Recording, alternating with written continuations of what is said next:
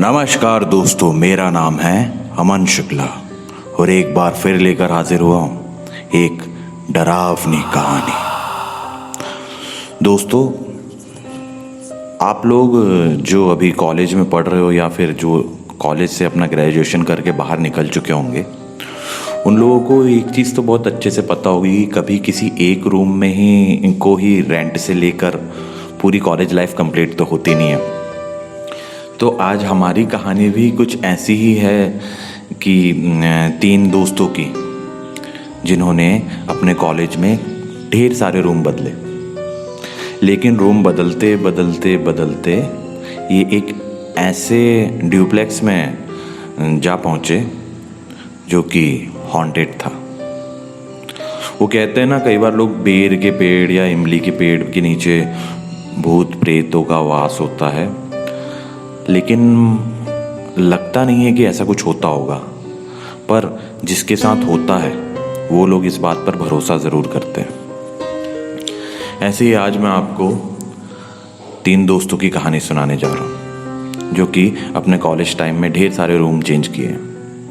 इनका नाम है दिलीप, आकाश और अविनाश। दिलीप, आकाश और अविनाश ये तीनों एक ही जगह के रहने वाले थे और बचपन से एक दूसरे को जानते थे। लेकिन दिलीप जो है 12th क्लास के बाद पॉलिटेक्निक में एडमिशन लेके अपना भोपाल में पॉलिटेक्निक कर रहा था। उसके बाद आकाश और अविनाश जो हैं वो दोनों भाई हैं, बड़ा भाई अविनाश और छोटा भाई आकाश। इनके यहाँ भी ये जब 12th पास करते हैं तो दोनों भाई, मतलब साथ में नहीं, पहले अविनाश पहुँचता है भोपाल और फिर उसके बाद आकाश पहुँचता है भोपाल। तो ये तीनों दोस्त मिलते हैं और फिर साथ में रूम लेकर रहने लग जाते हैं। क्योंकि भाई बचपन के दोस्त थे तो साथ में ज़्यादा अच्छे से रह सकते थे, इसलिए सब ने फैसला किया कि अब अपन लोग साथ में शिफ्ट होंगे। अब ये आप अगर भोपाल से हैं तो आपको पता हो कि भोपाल में तो ढेर सारी जगह, मतलब काफ़ी शहरों में ढेर सारी जगह होती है, लेकिन भोपाल में एक, मैं किसी एक जगह का नाम लेके उसे डिफेम नहीं करना चाहता, तो ये जगह जो है आउट में थी उस समय। ये बात है 2012-13 की। तो उस समय ये जगह, अब तो खैर भोपाल और ज़्यादा फैल गया है तो ये जगह आउट में नहीं रही, लेकिन उस समय ये जगह जो है आउट में होती थी। तो आउट में रहने के कारण यहाँ पर रेंट भी कम लगता था। तो रेंट अगर जैसे मेन जगहों पर MP नगर हो गया, यहाँ पर 1500 से 2000 रुपये रेंट था एक पर्सन का। तो वहीं ये जो जगह जहाँ पर इन लोगों ने ड्यूप्लेक्स से लिया था, उन्हें ये पूरा का पूरा ड्यूप्लेक्स ही 3000 रुपये में मिल गया था। तो ये लोग बहुत खुश होते हैं। अब ये लोग अपना सामान शिफ्ट कर देते हैं उस ड्यूप्लेक्स में। सारे दोस्त लोग मिलके बढ़िया पार्टी वार्टी करते हैं, अपना रूम वूम अरेंज कर लेते हैं, सब ड्यूप्लेक्स की साफ़ सफाई कर लेते हैं और अच्छे से अपना रहना चालू कर देते हैं। लेकिन इस रूम में जब ये लोग शिफ्ट होते हैं तो आजू बाजू के जो पड़ोसी हैं वो लोग इन्हें थोड़ी अजीब नज़रों से देखते हैं। इन्हें लगा कि शायद ये फैमिली वाले नहीं, स्टूडेंट्स हैं, शायद इसी कारण इन लोगों को अजीब नज़र से देख रहे हैं कि भैया इंडिपेंडेंट ड्यूप्लेक्स ले लिया है तो अब पता नहीं क्या क्या करेंगे। पर ये लोग कुछ वैसे बदमाश टाइप के लड़के नहीं थे, सीधे साधे थे। तो ये क्या करते हैं, अपना रूम शिफ्ट हो जाता है इनका बढ़िया, तो इसमें अपना रहना खाना करने लग जाते हैं। अब एक दिन की बात है कि जैसे आपने देखा होगा इस ड्यूप्लेक्स में पहले भी लड़के ही रहते थे। उन लोगों ने खाली किया तो इन लोगों को मिला। तो पहले जो लड़के रहते थे उन लोगों ने, जैसे बॉयज़ लोगों के रूम में नहीं हीरोइंस के पोस्टर रहते हैं, मतलब वल्गर वाले नहीं, ठीक ठाक वाले। तो इनके जो ऊपर वाले रूम में आकाश और दिलीप जो है थोड़ा स्वभाव में ऐसे थे कि वो थोड़ा डरते थे, और अविनाश जो है वो ज़्यादा, वो हनुमान जी का भक्त रहा है शुरू से, तो वो इन सब चीज़ों पे भरोसा तो करता था, लेकिन उसे सबसे ज़्यादा भरोसा अपनी भक्ति पर था। तो वो डरता नहीं था। अब एक दिन नाइट में जब ये लोग अपना खाना वाना कंप्लीट करके सोने जाते हैं अपने अपने रूम्स में, तो अविनाश तो अपने रूम में जाकर सो जाता है, लेकिन आकाश और दिलीप ये अपने एक रूम में जब सोते हैं तो इन्हें पता नहीं है, लेकिन आकाश कुछ ऐसा लग रहा है कि दिलीप सो चुका है और दिलीप को ऐसा लग रहा है कि आकाश सो चुका है। लेकिन ये दोनों अलग अलग करवट में उस हीरोइन के पोस्टर को देखते हैं, जो कि काफ़ी मतलब नाइट बल्ब में काफ़ी अच्छा दिख रहा था। और पता नहीं इनकी नज़र क्यों उस पोस्टर पे जाके थम जाती है और धीरे धीरे इन्हें ऐसा लगता है कि जैसे उसकी आंखें जो हैं पोस्टर में ना हो, बल्कि मतलब जैसे अपन रियलिटी में देखते हैं ना किसी की आंखें, उस तरीके की इन्हें आंखें दिखने लग जाती है उस पोस्टर में। अब आकाश को लग रहा है कि दिलीप सो चुका है, तो आकाश अपनी जगह अलग अलग डरा हुआ महसूस कर रहा है और वहीं दूसरी करवट में दिलीप भी उसी सेम पोस्टर को देख रहा है और वो भी काफ़ी डरा हुआ महसूस कर रहा है। काफ़ी देर हो जाने के बाद जब इन्हें ऐसा लग रहा था कि यार ये तो थोड़ा अजीब टाइप का लग रहा है, मतलब डर भी लग रहा है इनको, तो ये सोचते हैं कि उठाया जाए यार। आकाश सोचता है कि दिलीप को उठाता हूँ, दिलीप सोचता है आकाश को उठाता हूँ। ये दोनों जैसे करवट बदलते हैं तो एक दूसरे को ही देखकर डर जाते हैं कि क्या हुआ करके, मतलब क्यों जगह एकदम से पलट के क्यों देखा। तो आकाश बताता है कि भाई बोले मैं बहुत देर से इस पोस्टर को देख रहा हूँ और देखते देखते ऐसा लग रहा है कि इसमें जो हीरोइन की आंखें हैं वो वाकई में मतलब कोई असली आंखें जैसी लग रही है और देख रही हैं, मतलब घूर घूर के। सेम चीज़ दिलीप भी बताता है कि भाई मैं खुद 1-1.5 घंटे से यही देख रहा हूँ, मुझे लगा कि तू सो गया है तो इसलिए मैं कुछ बोला नहीं है, पर मुझे अगर पता होता कि तू जग रहा है तो मैं तुझे पहले ही जगा मतलब बता देता। अब भैया ये लोग काफ़ी डर जाते हैं उस नाइट में। ये लोग क्या करते हैं, सबसे पहले अपना लाइट ऑन करते हैं और उस पोस्टर को फाड़ते हैं और फिर थोड़ी देर बात करते हैं और सो जाते हैं। सुबह उठ के ये लोग ये सब बातें बताते हैं अविनाश को। तो अविनाश बोलता है कुछ भी तुम लोग डरते हो, इस चक्कर में तुमको ऐसा लग रहा होगा। तो अविनाश बोलता है कि ज़्यादा डरा मत करो, थोड़ा पूजा पाठ करो, अच्छा लगेगा, पॉजिटिव एनर्जी आएगी। ये लोग चलो वो मैटर तो वहीं क्लोज हो जाता है। फिर एक दिन इनके कुछ दोस्त और मतलब जो मेन एरिया में रहते थे वो लोग सोचते हैं कि चलो यार अब कॉलेज की छुट्टी है तो चल के दोस्त भाई लोगों के यहाँ पार्टी वार्टी की जाए। तो ये लोग यहाँ पर आते हैं और बढ़िया अपना जो भी होता है पनीर वनीर ये सब मस्त लाते हैं और सोचते हैं कि बढ़िया मस्त खाना वाना बना के खाएंगे। अब इन लोगों के जो ड्यूप्लेक्स में नीचे वाला जो रूम था ना, वहाँ पर इन्हें टीवी मिली थी, टीवी और डिस्क लगा हुआ था उसमें, तो वहाँ पे टीवी देखते थे। तो इनका एक फ्रेंड था मनमोहन, खाना वाना सब बन गया होता है। तो ये जो आकाश, दिलीप, अविनाश, उनके 2 दोस्त योगेश, योगेंद्र, ये लोग अपना ऊपर बैठ के एक रूम में ऐसी बातें करते रहते हैं। वो तो आपको पता ही होगा, दोस्त भाई लोग जब मिलते हैं तो बातों में समय का पता ही नहीं चलता है। तो ऐसा ही इन लोगों की बातें चलती रहती है। नीचे मनमोहन एक रूम में बैठ के बढ़िया से टीवी देख रहा है। अब टीवी में आपने एक मूवी नहीं देखी है जो आशुतोष राणा की मूवी, जिसमें वो अलग ही तरीके से चिल्लाते हैं, तो वो सीन चल रहा था। अब वो सीन चल रहा है, मनमोहन देख रहा है, लेकिन जैसे ही वो सीन ख़त्म हो जाता है उसके बाद भी वही सेम डरावनी आवाज़ मनमोहन को लगातार सुनाई दे रही है। मनमोहन स्टार्टिंग में तो ध्यान नहीं देता, लेकिन थोड़े समय बाद वो सोचता है कि यार ये सीन तो कब का चला गया, लेकिन ये आवाज़ अभी तक क्यों आ रही है। वो देखता है कि अब वो क्या करता है, अपनी टीवी का जो साउंड है उसको म्यूट कर देता है। सोचता है कि बंद कर दूंगा, शायद हो सकता है टीवी से आ रही हो, लेकिन तब भी लगातार वो आवाज़ बढ़ती जा रही है। मनमोहन डर जाता है। वो उठकर देखता है उस रूम की विंडो से पीछे की तरफ।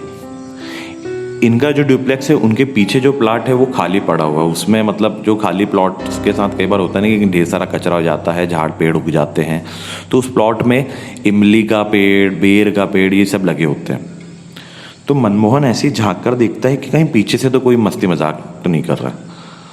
तो वहाँ उसे पीछे से एक औरत जो बोरा टाइप का कुछ लपेट कर खड़ी है, बहुत ही, उसका चेहरा नहीं दिख रहा है लेकिन वही आवाज़ वो बहुत कस के निकाल रही है। मनमोहन के बारे में आपको बता दूं कि ये ऐसा बंदा है जो, मतलब अगर आप सोचोगे कि भैया इसे डरा दें तो ये आसान काम नहीं है। मनमोहन को डराना आसान नहीं होता। ऐसा है कि अगर आपने उसको मस्ती मजाक में भी डराने की कोशिश करी तो भैया ये समझ लो कि आपकी शामत आई, क्योंकि वो पर्सनालिटी में भी काफ़ी अच्छा है और डरता नहीं है वो। तो मनमोहन जैसा बंदा जब ये सीन देखता है कि कोई औरत है और चिल्ला रही इतनी बुरी तरीके से, वो वाकई में काफ़ी डर जाता है। अब डर जाता है, डर के आवाज़ लगाता है अपने दोस्तों को जो कि सब ऊपर बैठे हैं फर्स्ट फ्लोर में। तो वो आवाज़ लगाता है कि आकाश, अविनाश, दिलीप, योगेश, जल्दी आओ नीचे। ये लोग सबके सब नीचे आते हैं।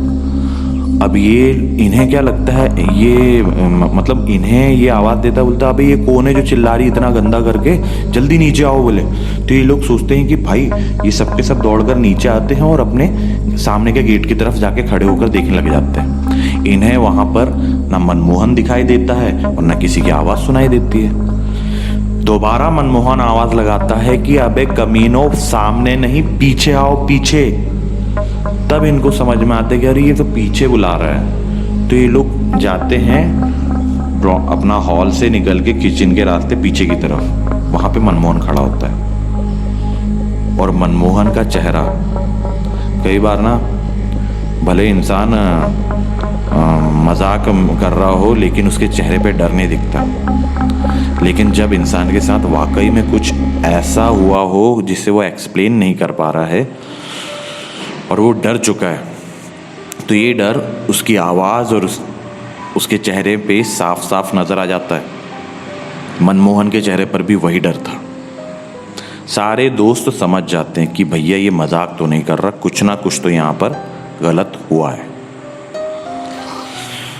उस नाइट सब के सब फ्रेंड्स लोग मिलके बैठते हैं, थोड़ा बहुत अपना एंजॉय करते हैं और खाना वाना खा के सब साथ में सो जाते हैं। और थोड़ी बहुत हॉरर स्टोरीज भी लोग बताते हैं कि भाई हमारे यहाँ तो ऐसा हुआ था, वैसा हुआ था। पर मनमोहन अभी भी शॉक में था, क्योंकि उसने वो चीज़ देख ली थी जो बिल्कुल डरावनी थी। अब वो नाइट निकलती है और सारे दोस्त लोग अपना वापस कॉलेज की रूटीन चालू कर देते हैं। ऐसे ही एक दिन क्या होता है कि आकाश और अविनाश, मतलब जब कॉलेज पेपर हो जाते हैं, ऐसे ही उनका नॉर्मल चलते रहता है। फिर जब पेपर हो जाते हैं, एग्ज़ाम्स हो जाते हैं, तो दिलीप और आकाश अपने घर चले जाते हैं और उस फ्लैट में खाली अविनाश अकेला हो जाता है। अविनाश की गर्लफ्रेंड भी वहीं थी और वो भी घर नहीं गई थी, तो वो सोचता है कि यार मैं भी नहीं जा रहा हूँ, छोटा वाला भाई तो जा रहा है, तो मैं क्या करूँगा घर जाके, मैं यहीं रुकता हूँ। अब भैया अविनाश की जो मम्मी है काफ़ी ज़्यादा पूजा पाठ करती हैं, तो ऐसे ही उन्होंने एक दिन कॉल करके अविनाश को कहा कि बेटा आज अमावस की रात है और ऐसा ऐसा होता है, तो तुम बाहर मत निकलना, ज़्यादा घूमना मत नाइट में इधर उधर, क्योंकि ऐसी अमावस की रात में काला जादू और भूत प्रेत पिशाच ज़्यादा बाहर रहते हैं। तो अविनाश बोलता है ठीक है मम्मी, मैं कहीं नहीं जाऊँगा।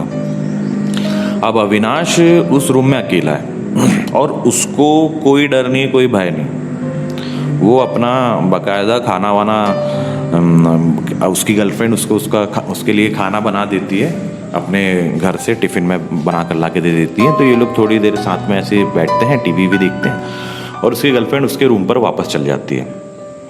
और यहाँ अविनाश बढ़िया अपना खाना वाना ख़त्म करके मस्त बैठकर टीवी देखते रहता है। अविनाश की एक आदत थी, वो टीवी देखते देखते सो जाया करता था। तो उस रात को भी ऐसे ही हुआ, अविनाश टीवी देखते देखते सो गया। लेकिन रात को करीब 2 से 2:30 के बीच में एक बहुत ही भयानक चीख के साथ अविनाश की नींद खुलती है झटके से। वो सोचता है एकदम से भाई ये कौन था, फिर वो देखते कि अरे यार टीवी चालू करके सो रहा हूँ, मैं भी गधा हूँ। वो टीवी बंद करता है और समझ जाते हैं कि ये जो भी चीखने की आवाज़ आई थी टीवी से ही आ रही होगी, तो ये टीवी बंद करता है और सो जाता है। लेकिन अब चीखने की आवाज़, रोने की आवाज़ें इसे कॉन्टिन्यूसली आ रही है। स्टार्टिंग में तो इसे ऐसा लग रहा था कि कोई कुत्ता उत्ता रो रहा होगा, पीछे वाला प्लाट खाली पड़ा है, कचरा वचरा पड़ा रहता है तो शायद ऐसा हो।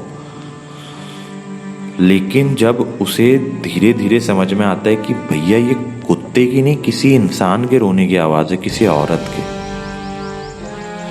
तो वो थोड़ा शॉक में जाता है। क्योंकि आपको पता है कि किसी के भी साथ अगर ये पैरानॉर्मल एक्टिविटी स्टार्ट होती है ना, ऐसी बातें, ऐसी चीज़ें जिन पर कोई भरोसा नहीं कर सकता, अगर आपके साथ ऐसा हो रहा हो तो आप कितने भी बड़े मतलब निडर क्यों ना हो, आपके मन में कुछ ना कुछ तो आता है ऐसा कि यार मनमोहन भी ऐसा बोल रहा था, आकाश और दिलीप के साथ भी ऐसे ही हुआ। तो अविनाश के मन में थोड़ा सा डर आ जाता है। अब वो ठहरा बजरंगबली का भक्त, वो जय श्री राम बोलता है और थोड़ा अपने आप को कॉन्फिडेंस में लाता है कि नहीं यार भाई ऐसा कुछ नहीं होता। वो धीरे से खिड़की, वो विंडो जो रहती है ना जिस रूम में टीवी है और वो ये सो रहा है, वो विंडो के जस्ट पीछे उनकी जो छोटी सी बाउंड्री है वो है, और बाउंड्री के पीछे वो प्लाट है और वो प्लाट साफ साफ दिखाई देता है। अविनाश खिड़की खोलकर देखने की कोशिश करता है। रात के 2:30-3 बजे की बात है। 2 से 2:30 के बीच में स्टार्ट हुआ, कॉन्टिन्यूसली हो रहा है और अब 2:30 से 3 मतलब 3 बजने वाले। और जहाँ तक आप लोगों ने सुना ही होगा कि रात को 12 से 3 का ये जो समय होता है, ये समय इन शक्तियों का ज़्यादा पावरफुल टाइम होता है। ऐसे समय पर ये शक्तियाँ ज़्यादा पावरफुल होती हैं। अविनाश अपनी खिड़की खोल के देखता है तो बाहर जो बेर का पेड़ था उसके नीचे इसे कोई बैठकर रोता हुआ दिखाई देता है। और वो देखता है कि वो जो भी औरत है जो रो रही है वो कोई पुराना सा बोरा टाइप का कुछ लपेटे हुए है और रो ही रही है, लगातार रोए जा रही है। ये सब देखकर अब अविनाश बहुत बुरी तरीके से डर चुका होता है। वो बस यही बोलता है कि हे बजरंगबली, एक बार ये रात खत्म हो जाए, उसके बाद मैं ये रूम छोड़ दूंगा। जैसा बजरंगबली से ये कहता है तो उसके बाद ये थोड़ी, पता नहीं 3-3:15 बजे के बाद ये आवाज़ आना थोड़ा कम होती है। इसे थोड़ी हिम्मत मिलती है, पर इसकी नींद उड़ चुकी है। ये डिसाइड करते कि अब मैं सोऊंगा तो नहीं भैया। ये उसी रूम में बैठा है, ना टीवी चालू कर रहा है, ना सामने गेट खोल के रूम से बाहर जा रहा है। इसके पास बाइक वाइक सब है, ना ये रूम छोड़कर बाहर जा रहा है, ना उस तरफ झांकने की हिम्मत। ये वेट करता है सुबह होने का। 4:30, 4:45 गर्मियों का समय था तो 5 बजे तक उजाला हो जाता है। 5 बजे जैसे ही हल्की हल्की इसे सूरज की किरणें दिखाई देती है, इसको थोड़ा रिलैक्स फील होता है कि अब रात ख़त्म हो चुकी है। तो थोड़ा हो जाता है ना, लोग दिन के उजाले में ज़्यादा अपने आप को सेफ महसूस करते हैं, तो इसे भी सेफ महसूस हो रहा था। अब ये थोड़ी देर लेटने की कोशिश करता है कि थोड़ा सा लेट जाते हैं, और इसकी आंख लग जाती है। इसकी आंख लगती है और ये उठता है 10 बजे।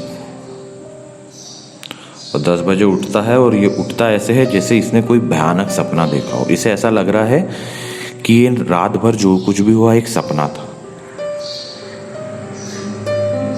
और ये इस बात को एक ज़्यादा सीरियसली ना लेकर सोचता है कि यार सपने टाइप का तो लग रहा है, हो सकता है मैंने सपना ही देखा हो, मेरा कोई वहम हो। वैसे भी मनमोहन ने बताया था और इन लोगों ने कि ये बातें दिमाग में बैठी थी, तो हो सकता है कि कोई सपना ही देखा हो मैंने। तो ये क्या करता है, ये रूम वूम छोड़ के कहीं नहीं जाता है। ये बस दिन में अपना बिजी हो जाता है, अपनी गर्लफ्रेंड के साथ घूमने फिरने आता है, उसे भी नहीं बताता ऐसा कुछ। और ये मस्त अपना फ्री होके दिन भर घूमता है और शाम को फिर घर आता है। शाम को इसकी गर्लफ्रेंड फिर से इसे टिफ़िन तैयार करके दे देती है कि भैया अकेले हो, खाना वाना मत बनाना, रहने दो, मैं बनाऊंगी, मैंने बना दिया, तुम खा लेना। तो ठीक है भैया। अब ये दोबारा नाइट में वहीं रुकता है और ये आज नाइट में जब ये अपनी गर्लफ्रेंड के साथ वापस आ रहा था, मतलब शाम को घूम फिर के, तो इसका एक फ्रेंड है योगेंद्र, वो बोलता है कि तू अकेला है, चल मैं भी तेरे रूम पर रुकूंगा। तो अविनाश को ऐसा लगता है चलो अच्छा ही है ना यार, रात में अकेला सोता हूँ तो बुरे बुरे सपने दिखते हैं, इससे अच्छा ये रहेगा, थोड़ी हिम्मत रहेगी। अब योगेंद्र और अविनाश दोनों आ जाते हैं रूम पर, फ्लैट पे, इनका जो डुप्लेक्स था, और ये अपना खाना वाना निपटा के मस्त बातें करते रहते हैं। अविनाश और योगेंद्र बहुत अच्छे फ्रेंड्स हैं। ये अक्सर ना रात में कई एक 2 घंटे तक बात किया करते थे सोने के पहले, क्योंकि ये पहले रूम पार्टनर्स भी रहे थे और स्कूलिंग भी इनकी साथ में हुई है। तो योगेंद्र और अविनाश का जो बॉन्ड है काफ़ी अच्छा है। अब रात में जब ये लोग सोचते हैं कि चल यार अब बहुत नाइट हो गई, अब सो जाते हैं, तो योगेंद्र भी बोलता है चलो ठीक है भाई, गुड नाइट बोलते हैं और ये सो जाते हैं। अब अविनाश की एक आदत थी, उसको नींद बहुत आराम से बहुत जल्दी लग जाती थी। तो अविनाश क्या करता है, अविनाश तो जैसे ही लेटा वो लटक जाता है, सो जाता है। अब भैया योगेंद्र की जो नींद है वो कच्ची नींद होती थी, मतलब वो सो तो जाता था लेकिन अगर उसे ज़रा भी आहट आए वो उठ जाता था। उसे करीब आधा 1 घंटे से वही डरावनी आवाज़ें सुनाई दे रही थी और जब उसकी सहनशीलता ख़त्म हो रही थी तब उसने अविनाश को जगाया। अविनाश काफ़ी देर से वो अविनाश को जगा रहा था, लेकिन बहुत मुश्किल से अविनाश उठा। वो उठा, बोलता भाई क्या हुआ? तो योगेंद्र उसको बताता है कि भाई मैं तुझे 1-1.5 घंटे से उठा रहा हूँ और यहाँ से किसी के रोने की तो कभी चिल्लाने की ऐसी आवाज़ें आ रही है, भाई मेरे को तो डर लग रहा है। योगेंद्र थोड़ा मतलब निडर था, लेकिन उतना ज़्यादा नहीं जितना अविनाश।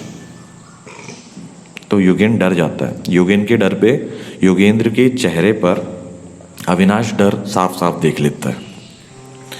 तो अविनाश बोलता है ठीक है भाई, टेंशन मतलब मैं भी जग रहा हूँ, देखते हैं कैसा क्या है।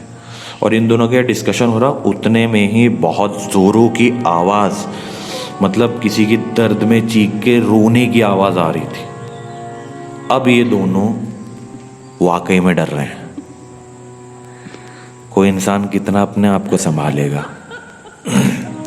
ऐसी शक्तियां जब आ जाती है ना अपने भयंकर रूप में, धीरे धीरे जब ये शक्तियां सामने वाले के दिमाग में डर बैठाल देती हैं, तब ये आती हैं अपने भयानक रूप में।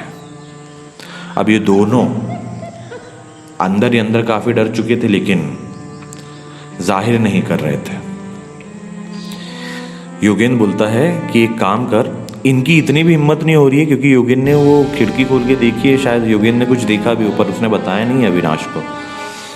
योगेंद्र की इतनी भी हिम्मत नहीं हो रही कि वो खिड़की का जो गेट है, खिड़की का जो पल्ला है वो बंद कर दे। योगेंद्र अविनाश को बोलता है कि भाई तू तो ये खिड़की लगा, पीछे का दरवाजा सब लगा हुआ है, टीवी चालू कर, अपन टीवी देखते हैं। अविनाश बोलता है हाँ भाई। अविनाश भी डरते डरते जाता है और बगैर बाहर की तरफ देखे ये फट से ने क्या बोलते हैं अपनी खिड़की का पल्ला लगाकर पीछे होता है। क्यों? क्योंकि इनके मन में डर बैठ गया। इन्हें ऐसा लग रहा है कि कहीं खिड़की से कोई हाथ निकल के इन्हें ना पकड़ ले। इस कदर का डर इनके दिमाग में बैठ चुका था। अब ये खिड़की बंद करके टीवी भी चालू करके बैठे होते हैं और इनकी किस्मत अच्छी कि इन्होंने, मतलब योगेंद्र ने, एक आस्था टाइप का जो चैनल, भक्ति आस्था नहीं था पर वो कोई भक्ति चैनल था, तो वो लगा दिया था जिसमें नाइट में हनुमान चालीसा बज रही थी। जैसे ही योगेंद्र ने वो चैनल ढूंढ के लगाया या वो अपने आप लग गया है ये मुझे भी नहीं पता, लेकिन इनकी किस्मत थी जो बजरंगबली दत्ता वाकई में इन्हें सेव करने के लिए, इनकी सेफ्टी के लिए वहाँ पहुँच गए। इन्होंने टीवी पर जैसी चैनल बदला तो उसमें चल रही थी हनुमान चालीसा। और आप आप तो जानते ही हैं कि भूत पिशाच निकट नहीं आवे, महावीर जब नाम सुनावे। तो बोलो जय श्री राम। अब इनका जो डर था धीरे धीरे धीरे धीरे काफ़ी कम हुआ। मतलब हनुमान चालीसा स्टार्ट हुई है अब, मतलब इन्होंने बीच से ही जो चैनल लगाया था उसमें स्टार्ट हो चुकी थी, बीच से ही हनुमान चालीसा चलना चालू हुई है। और इन्हें दोनों ने ऐसी राहत की सांस ली कि हे भगवान चलो आप आ ही गए बचाने। ये दोनों थोड़ी देर तो शांति से सुनते हैं हनुमान चालीसा, और फिर जब ये रिलैक्स होते हैं तब ये बोलते हैं कि भाई अब अच्छा लग रहा है थोड़ा। और जैसे ही इनकी ये मतलब हनुमान चालीसा बजती है उसके बाद से इनके मन का डर तो गायब हो ही गया था, ऊपर से बाहर जो कुत्तों के रोने की आवाज़ आ रही थी ना, और इन्हें जो ये लोग जिस तरीके से इन्होंने बताया कि जो औरत के रोने की आवाज़ आ रही थी वो भी इन्हें काफ़ी देर तक आ रही थी, लेकिन इनके मन से उस चीज़ को लेके जो भय था वो ख़त्म हो चुका था। और धीरे धीरे उस औरत की आवाज़ और कुत्तों का रोना सब बंद हो गया। एकदम शांति छा गई। रात के 3:30 बज रहे हैं, बस हनुमान चालीसा सुनाई दे रही है। और इनकी किस्मत इतनी जोरदार थी कि हनुमान चालीसा खत्म होती है और उसके बाद संकट मोचन हनुमान अष्टक चालू हो जाता है। इतनी जोरदार किस्मत मानना पड़ेगा। अब ये लोग काफ़ी निश्चिंत हो जाते कि भाई अब बहुत अच्छा लग रहा है। पता नहीं क्यों एक बहुत ज़्यादा रिलैक्स फील कर रहे थे। ये दोनों अपने अपनी जगह पर लेट जाते हैं और लेटे लेटे थोड़ी बहुत बातें करते हैं। इनका माइंड डाइवर्ट करने की कोशिश कर रहे थे ये काफ़ी देर से, पर हो नहीं रहा था। लेकिन जैसे हनुमान चालीसा चालू हुई ये लोग रिलैक्स फील हो गए। बाहर की सारी आवाज़ें, सारी भूतहा घटनाएं बंद हो गई और ये काफ़ी रिलैक्स्ड हो गए और एक दूसरे से बात करने लग गए कि भाई यार अभी आला। फिर अविनाश योगेन को बताता है कि भाई ऐसा एक नाइट पहले भी हुआ था पर, और मैं शायद 5 बजे तक के 5:15 बजे तक जगा हूँ और उसके बाद सोकर उठा तो मुझे ऐसा लगा कि शायद मैंने सपना देखा हुआ, लेकिन आज दोबारा ऐसा हुआ है तो भाई अब तो मैं इस रूम में बिल्कुल नहीं रहूँगा। अविनाश हनुमान जी का बहुत बड़ा भक्त है, लेकिन वो इन सब शक्तियों को भी मानता है। मतलब वो चाहता है कि भैया मैं किसी के स्पेस में दखल अंदाजी ना करूं। तो बोलते हैं कि भाई मैं डरता नहीं हूं, लेकिन मैं जानबूझ के किसी को ललकारता भी नहीं। तो वो बोलता है कि मैं नेक्स्ट डे अपना ये रूम शिफ्ट कर दूंगा। अब तुरंत में वो सारा, दूसरे दिन जब ये लोग उठते हैं तो ये अपना सारा सामान पैक करते हैं। अविनाश अपने भाई आकाश को और अपने फ्रेंड दिलीप को बोलता है कि भाई ये रूम ऐसा ऐसा है, तो मैं सामान योगेंद्र के रूम पर शिफ्ट कर रहा हूँ और सारा सामान लेके वहीं जा रहा हूँ। तो अपन वहाँ, तुम लोग जब आओगे तब तक के मैं रूम ढूंढता हूँ और अपन किसी अच्छी जगह शिफ्ट हो जाएंगे। भाई बोले ऐसी जगह में रहकर कोई फ़ायदा नहीं है, कुछ ना कुछ अनहोनी हो ही जाएगी कभी ना कभी। तो क्योंकि इन लोगों को खाली एक चांस चाहिए, अपने को बार बार बचना होगा और इनको खाली एक चांस चाहिए। तो आकाश और दिलीप, जैसा मैंने आपको बताया कि शुरू से थोड़ा डरते तो थे, तो उन्होंने हामी भर दी कि हाँ भाई सही है, छोड़ो रूम। ये लोग रूम वूम छोड़ते अपना बढ़िया शिफ्ट हो जाते हैं अपने फ्रेंड के रूम पे। और इसका कुछ सामान रह जाता है उसी ड्यूप्लेक्स में। तो ये करीब 15 या 20 दिन बाद जब उस सामान को ढूंढता है तो नहीं मिलता है। ये सोचता है कि उसी ड्यूप्लेक्स में होगा तो जाके वहाँ पे जो भी शिफ्ट हुआ होगा उससे पूछ लूँगा। ये वहाँ पहुँचता है, वहाँ पर उस ड्यूप्लेक्स में अब किसी पुलिस वाले की फैमिली रह रही थी। किसी पुलिस वाले ने उस ड्यूप्लेक्स को किराए पर ले लिया था। जैसा कि मैंने आपको बताया था रेंट बहुत कम था। ये वहाँ जाता है, पूछताछ करता है तो बोलती कि भैया यहाँ पर ऐसा कुछ भी आपका छूटा है नहीं। अब जब यहाँ से अविनाश मायूस हो जाता है कि चलो ठीक है यार कुछ नहीं होता, ये वापस चले जाता है। लेकिन वो जो चीज़ इसकी गुमी रहती है उसका एल्बम होता है, उसके छोटे भाई ने उसके लिए बनाया होता है, जिसमें उसकी बचपन की सारी प्यारी प्यारी फ़ोटोज़ थी। तो उसका मन नहीं मानता, वो बहुत ढूंढता है। वो 1 महीने बाद दोबारा उसी ड्यूप्लेक्स की तरफ जाता है, सोचता है कि यार शायद हो सकता है कि इनके जो ड्यूप्लेक्स के सामने एक नाले टाइप का था, मतलब कचरा घर टाइप का था। तो वो सोचता है कि शायद उस कचरे घर में जाके ढूंढूंगा तो शायद मिल जाए, कि वहाँ चले जाता है। इसे इतनी नीड है उस एल्बम की।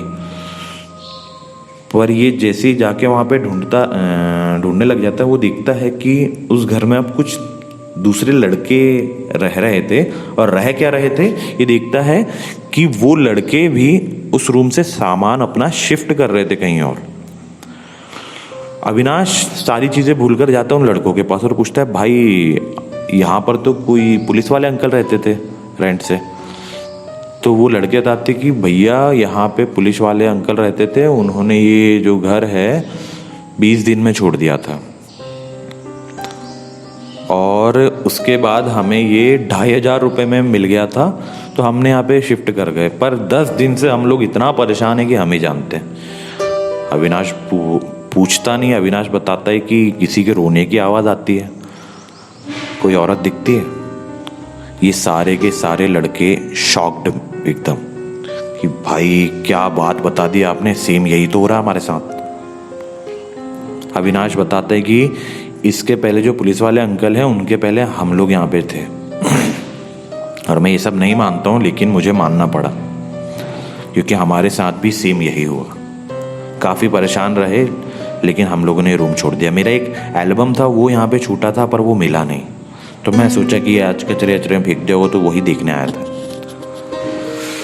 भैया। अब अविनाश पूरी तरीके से श्योर हो चुका था कि भैया ये इस रूम में कुछ ना कुछ तो ऐसा है कि जो हॉन्टेड है। अब ये सारा मैटर अविनाश अपने भाई को, अपने फ्रेंड्स को बताता है। वो लोग बोलते हैं कि भाई अच्छा हो वहाँ से निकल गए, नहीं तो पता नहीं क्या होता, कुछ बड़ा ही कांड हो जाता वहाँ पे। और ऐसे ही काफ़ी दिन बीत जाते, इनकी पूरी की पूरी जो लाइफ का रूटीन है ना, वो वापस अपनी अपनी जगह पर आ जाता है। सब कॉलेज कोचिंग सब चालू हो जाती है, घूमना फिरना सब। और ऐसे ही ये लोग एक दिन नाइट में ऐसी थोड़ी बहुत पार्टी वार्टी करते हैं और सोचते और बोलते हैं कि उस रूम की याद करते हैं, उस हॉन्टेड ड्यूप्लेक्स की। बोले भाई बहुत ही खतरनाक था, कल एक काम करेंगे, कल संडे का दिन है, कल ऐसे ही अपन उस तरफ घूमने जाएंगे तो देखेंगे कि अब वहाँ कौन रह रहा है। ये लोग जैसे डिसाइड करते हैं नाइट में, ये दूसरे दिन वहीं पे चले जाते हैं। सोचते हैं कि वहीं नाश्ता करेंगे, नाश्ता अच्छा मिलता था वहाँ, और वहीं पे उस ड्यूप्लेक्स में जाके देखेंगे कि भाई अब कौन रह रहा होगा वहाँ पे। अब भैया ये जैसे उस ड्यूप्लेक्स को देखने पहुँचते हैं ना, तो वहाँ पे उस पूरे के पूरे ड्यूप्लेक्स का बिल्कुल हुलिया ही चेंज। मान के चलो, जब इन्होंने वहाँ पे पूछा हुलिया चेंज मतलब, जब आगे मैं आपको बताता हूँ कि ये वहाँ पे रह रहे थे, एक अंकल खड़े थे, उनसे पूछते हैं कि नमस्ते अंकल जी, आपका घर है? तो वो अंकल जी बोलते हैं हाँ बेटा। तो इन लड़कों ने बताया कि अंकल हम भी यहाँ पे रहते थे, और पूरा मतलब वो पूरी बिल्डिंग ही चेंज हो गई थी। हाँ, तो इन्होंने बताया कि हम भी यहाँ रहते थे अंकल, और यहाँ पे आप लोगों ने घर क्यों लिया? तो ये इनके पूछने के तरीके से अंकल समझ जाते कि बेटा हमें भी वो आवाज़ें सुनाई दी है। तो ये लोग सबके सब शॉक्ड हो जाते हैं। तो अंकल जी आपने ये इस बिल्डिंग में घर ही क्यों लिया? ये लोग सब देख रहे हैं कि वो पूरा का पूरा घर तोड़ के नई बिल्डिंग खड़ी हो गई है वहाँ पे। तो अंकल बताते हैं कि बेटा हम लोगों ने ये घर खरीद लिया था, और ख़रीदने के बाद 15 से 20 दिन हम इस कदर परेशान हुए हैं ना कि हमने अपना घर दूसरी जगह शिफ्ट किया, दूसरा जगह हम लोग रेंट से रहे, और ये पूरा का पूरा घर तोड़वा के, मान के चलो ये लोग साल भर के बाद ही आ रहे थे, तो हमने ये पूरा घर तोड़वा के यहाँ पे काफ़ी होम हवन यज्ञ भूमि पूजन से लेके हर चीज़ अच्छे से करवाई। और उसके बाद क्योंकि हमारी मजबूरी हो गई थी, हमने ख़रीद लिया था, हमें सस्ते में मिला था। तो आज के टाइम में उतने रेट में तो कोई प्लाट भी नहीं मिलेगा। तो बोले कि हमें ये अपने परिवार की सेफ्टी के लिए, हम चाहते थे थोड़ा पैसा बचा के हम एफडी करते, पर हमने सोचा भाई जान है तो जहान है, तो ये पूरा घर तोड़वा के बाकायदा पूजा पाठ करवा के नई बिल्डिंग बनवाया। और पीछे का जो गंदा वाला प्लाट था ना, उसके सारे जो पेड़ हैं, पेड़ तो अभी भी वहीं पर है, लेकिन वहाँ पे पूरी साफ़ सफाई करवा के, वहाँ पे पूजा पाठ करवा के एक बजरंगबली दद्दा का एक छोटा सा मंदिर स्थापित किया है इन्होंने। उसके बाद से यहाँ पे कोई घटना नहीं हुई है। और तब उसी के बाद से ये लोग अंकल लोग भी यहाँ पे चैन से सुकून से रह रहे हैं। तो दोस्तों ये थी कॉलेज के ज़माने की कुछ डरावनी यादें। अगर आप लोगों को ये कहानी पसंद आई हो तो हमारा channel please please please subscribe कर दो यार। बहुत बार बोलता हूँ, आप लोग आते हो, देखते हो और चले जाते हो, लाइक नहीं करते, शेयर नहीं करते, कमेंट नहीं करते। अरे यार, सब्सक्राइब, लाइक, शेयर, कमेंट करके मेरा थोड़ा हौसला बढ़ा दो, ताकि मैं और अच्छी अच्छी कहानियाँ आप लोगों के लिए लेकर आऊँ। सुबह सुबह उठ के सबसे पहले मैं आप ही लोगों के लिए वीडियो बनाता हूँ। तो प्लीज़ आप सब्सक्राइब कीजिए, लाइक कीजिए, शेयर कीजिए, कमेंट कीजिए और मुझे अपना भरपूर प्यार दीजिए और बने रहे मेरे साथ। मैं हूँ आपका फ्रेंड अमन शुक्ला और लाता रहूँगा डरावनी कहानियाँ। धन्यवाद।